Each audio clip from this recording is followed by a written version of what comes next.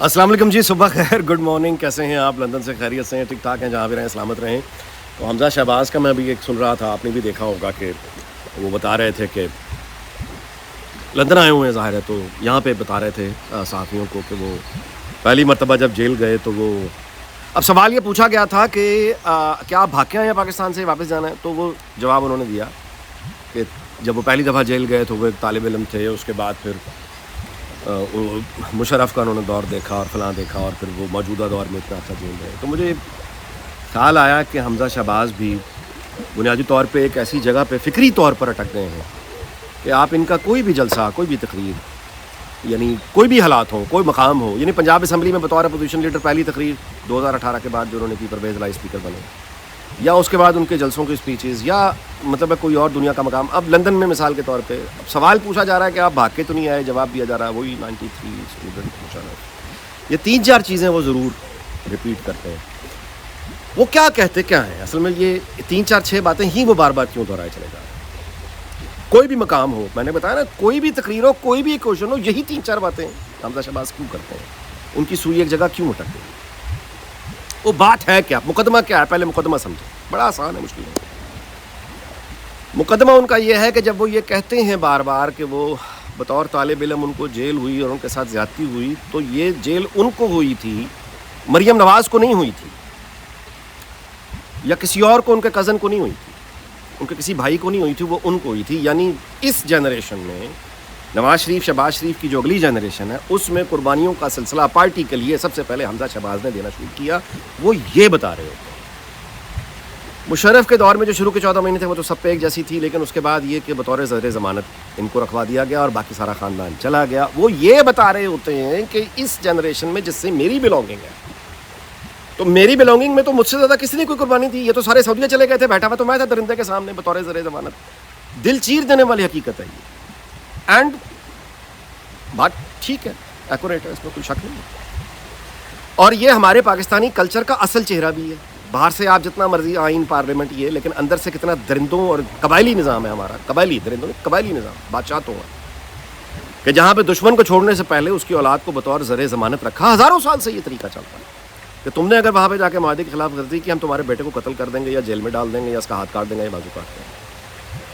تو ہزاروں سال پرانے زمانے کا وہ ایک اٹھا کے معاہدہ اپلائی کیا گیا حمزہ شہباز پہ، باقی خاندان چلا گیا پیچھے. وہ اب اس کی جگہ پہ اگر آپ جا کے سوچیں تو بڑی ٹریجڈی ہے، اس میں کوئی شک نہیں ہے. یعنی آدمی جو ہے وہ یہ سوچنے پہ مجبور ہو جاتا ہے کہ یار مجھے مطلب ہے کہ ایک درندے کے ساتھ باقی سارا فیملی مجھے چھوڑ کے چلی گئی ہے، مجھے یہاں پہ رکھا ہوا ہے کہ اگر یہ لوگ معاہدہ توڑیں گے تو وہ مجھے مار دے گا، یا جیل پھینک دے گا، یا میرے ساتھ زیادتی کرے گا. آدمی کا نیند اڑ جاتی ہے، بھوک. It is a tragic fact, دل توڑ دینے والی بات ہے یہ. اور یہ قربانی حمزہ شہباز نے دی ہے، اس میں کوئی شک و شبہ کی بات ہی نہیں. لیکن وہ جو لوگ باہر گئے تھے اس میں خود ان کے والد بھی تو تھے، شہباز شریف صاحب. ان کی فیملی ارینجمنٹ تھا، وہ ایک معاہدہ تھا، اس میں مطلب یہ بہرحال انہوں نے قیمت پارٹی کے لیے دی، اس میں کوئی شک نہیں.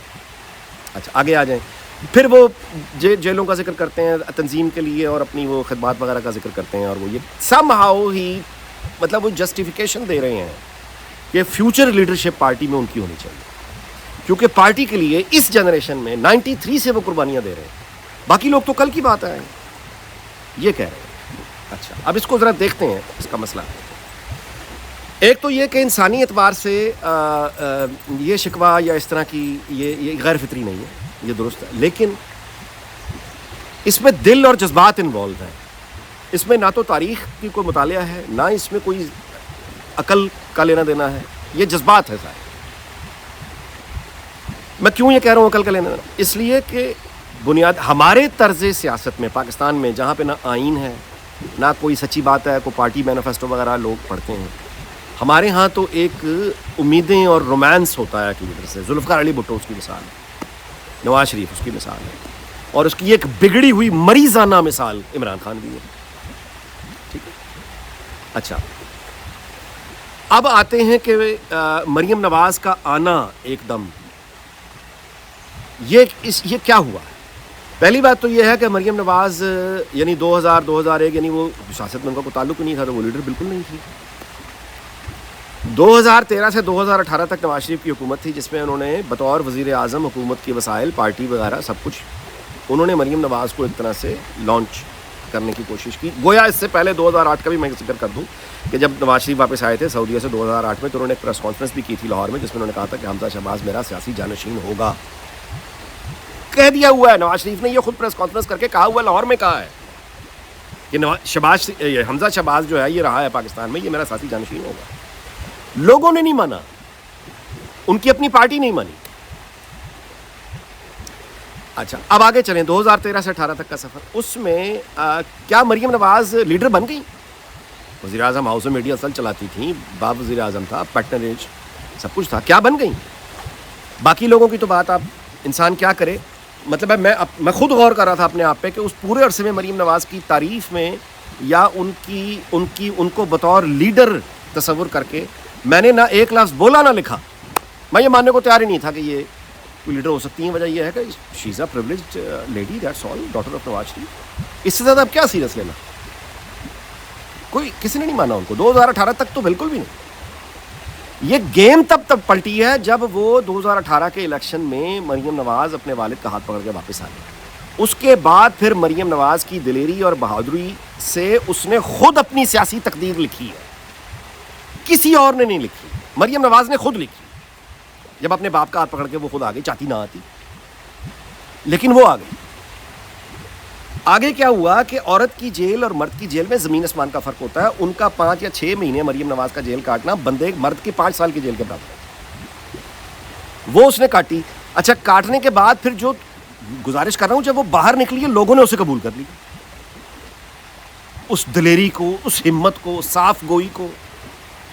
پھر جس طرح جلسے میں وہ پرفارم کر رہی ہوتی ہیں, وہ جس طرح سے بات کرتی ہے, یہ اداکاری نہیں ہو سکتی. میں نے یعنی وہ تھیٹر کیا ہوتا کیا نہیں ہوتا, میں نے تھیٹر سیکھا ہے, میں نے پرفارم کیا, کمرشل تھیٹر کی ہیں. سو اتنا میں ضرور اندازہ رکھتا ہوں کہ ایک آدمی جو وہ مریم نواز جس طرح سے وہ تقریر کرتی ہے, بولتی ہے, کوئی آدمی اس طرح کی اداکاری نہیں کر سکتا. یعنی جو وہ گفتگو کرتی ہے اٹ کلیئرلی شوز کہ وہ آئیڈیالوجیکلی ان باتوں پر یقین رکھتی ہے جو کہہ رہی ہوتی ہے. کر کے بھی دکھا دیا ہوا اس نے. دلیری بھی ہے, ہمت بھی ہے, جرت بھی ہے, لوگوں نے قبول کر لیا ہوا. یہ ہوا ہے. یہ اب حمزہ شہباز کو سمجھنا ہوگا. دنیا زندگی بدلتی ہے, یہ اسٹیگننٹ نہیں ہوتی. مواقع آتے ہیں چلے جاتے ہیں. بعض اوقات آپ بہت محنت کرتے ہیں, بات نہیں بنتی. پبلک لائف از اے فنی بزنس. امیتابھ بچن کتنا بڑا ایکٹر ہے. امیتابھ بچن سے کون, یعنی اس سے زیادہ تو کوئی نہیں چاہتا ہوگا کہ ابھیشیک بچن اس کا بیٹا اس کی جگہ لے سکا. دھرمیندر کا بیٹا Sunny Deol, I am sorry, Shah Rukh Khan آیا لے کے.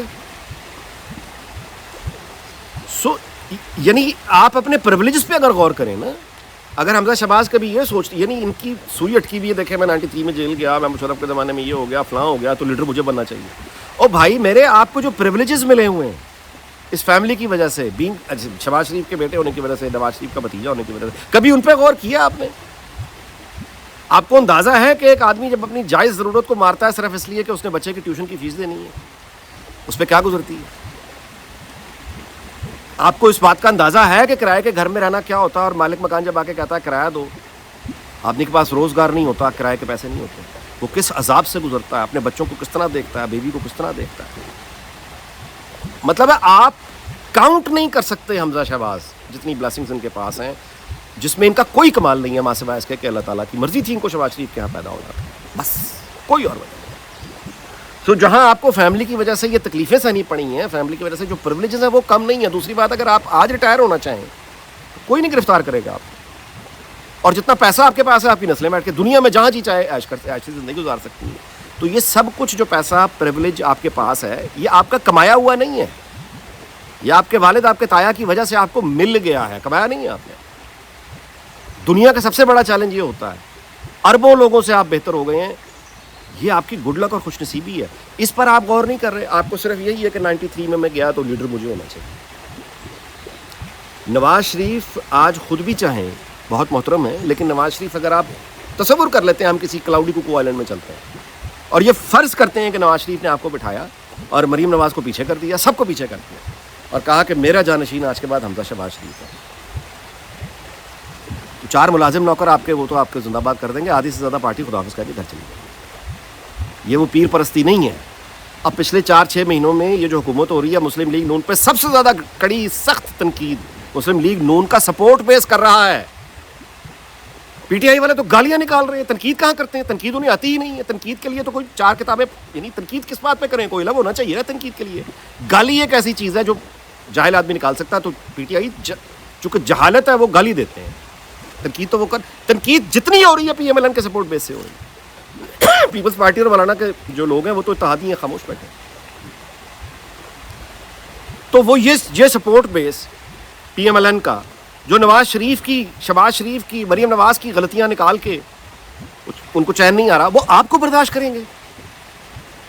کس دنیا میں رہتے ہیں آپ؟ تو مطلب ہے یہ حمزہ شہباز کو سمجھنا ہوگا کہ تھوڑی یہ دل سے مظالم خود پہ رونے کے بجائے کہ ہائے میرے ساتھ زیادتی ہو گئی, ہمارے ساتھ زیادتی ہو گئی, گرو اپ پلیز گرو اپ.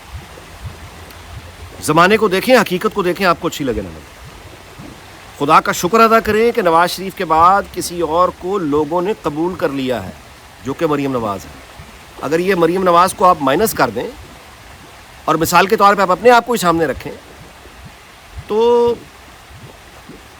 مہینوں میں داستان بھی نہیں ہوگی کہیں. کئی مسلم لیگیں پھر رہی ہیں پاکستان میں, ایک اور کا اضافہ ہو جائے گا, کچھ بھی نہیں. یہ نواز شریف کا ووٹ بینک ہے جو اس نے پوری زندگی لگا کے بنایا. وہ چاہے بھی تو یہ ووٹ بینک پورے کا پورا مریم کو نہیں دے سکتا, کیونکہ مریم نواز بھی جب آئیں گی تو بہت سے لوگ نہیں مانیں گے, چھوڑ جائیں گے پارٹی. پھر مریم نواز کو اپنا ایک نیا حلقہ بنانا ہوگا بے نظیر کی طرف. پھر سے پارٹی میں لوگ آتے ہیں جاتے ہیں, آتے ہیں جاتے ہیں, قیادت بھی آتی ہے. تو ظاہر ہے کہ مریم نواز کی جب یہ فیوچر میں پارٹی ہوگی تو بہت سے لوگ مریم نواز کو نہیں مانیں گے, وہ چلے جائیں گے. بہت سے لوگ مریم نواز کو دیکھ کر آ جائیں گے.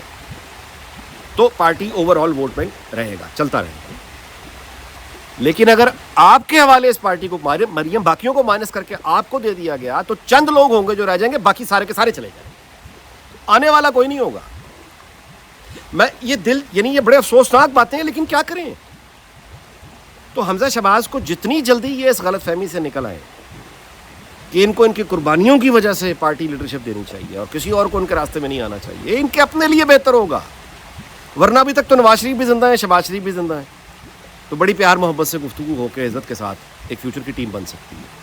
لیکن یہ فانی دنیا ہے, یہاں پہ ہر کوئی نہیں رہتا. کل کو یہی ڈائلاگ جس وقت حمزہ شہباز اور مریم نواز کے آپس میں ایک دوسرے کے سامنے بیٹھ کر ہوگا تو اس میں پھر بڑی اور پیچیدگیاں بھی آ سکتی ہیں. سو حمزہ شہباز کو میرا خیال ہے کہ یہ مان لینا چاہیے اپنے خاندان اور اپنی پارٹی کے لیے, اپنی بہتری کے لیے اور اپنے سب کی بہتری کے لیے, کہ انتشار نہیں, واپس جانا ہوگا ان کو اپنے دادا کی طرف. اتفاق, انتشار نہیں, اتفاق. اتفاق کہاں سے آئے گا؟ مان لیں کہ فیوچر کی لیڈر اب مریم نواز ہے. مریم نواز کو آپ سپورٹ کریں گے, اس کو اپنا لیڈر مانیں گے, پبلکلی مانیں گے, دنیا کے سامنے مانیں گے, اس کے لیے کام کریں گے, تو آپ کا فیوچر ہوگا, سب کچھ ہوگا. لیکن اگر آپ اسی خواب میں رہیں گے کہ نہیں مریم نواز کو نہیں لیڈرشپ تو آپ کو ملنی چاہیے, تو اپنے لیے تباہی کے علاوہ آپ کوئی کچھ بھی نہیں کر پائے. جب اصل ٹائم آئے گا فیوچر میں تو مریم نواز نے وہاں کھڑے ہو کے ایک چٹکی بجانی ہے, پارٹی ساری ادھر چلی جائے گی, میجورٹی ادھر چلی جائے گی, پارٹی کی میجورٹی ادھر چلی جائے گی. آپ ایک چھوٹی سی مسلم لیگ کے پیچھے رہ جائیں گے, یا پھر یہ ہے کہ باقی زندگی کیچڑ اچھالنے میں گزار دیں گے بس. سو بہتر ہے کہ ایک ایمرجنگ لیڈرشپ کے ساتھ کھڑے ہوں اور اس کو مضبوط کریں, اس کے ساتھ لڑیں, اس کے ساتھ کھڑے ہو کے اپنے جو ایکچوئل آپ کے اپوننٹس ہیں ان سے لڑیں, بجائے کہ یہاں پہ کھڑے ہو کے آپ ان سے ہی لڑنا شروع کر دیں. ان کا تو کوئی اتنا نقصان نہیں ہوگا, میں آپ کو پہلے بتا دوں. آپ اگر کھل کے آ بھی جائیں گے, پریس کانفرنس کر دیں مریم نواز کے خلاف, سب کے خلاف, تو زیادہ نقصان نہیں ہے. 4-6 دن کی رونق اس کے بعد ختم. ان کے ووٹ بینک کو نہیں فرق پڑے گا, لوگ اسے قبول کر چکے ہیں. تو لوگ جو قبول کر چکے ہیں اس پہ یس کر دیں, آپ کی عزت اس میں. ورنہ پھر خواہشیں ہزاروں خواہشیں ایسی کہ ہر خواہش پہ دم نہیں. اچھا جی, اگلے ویلاگ میں آپ سے ملاقات ہوگی. اللہ تعالیٰ پاکستان, اس کے تمام مسائل دنیا بھر کو شاد اور آباد رکھے. اپنا بہت خیال رکھیے گا.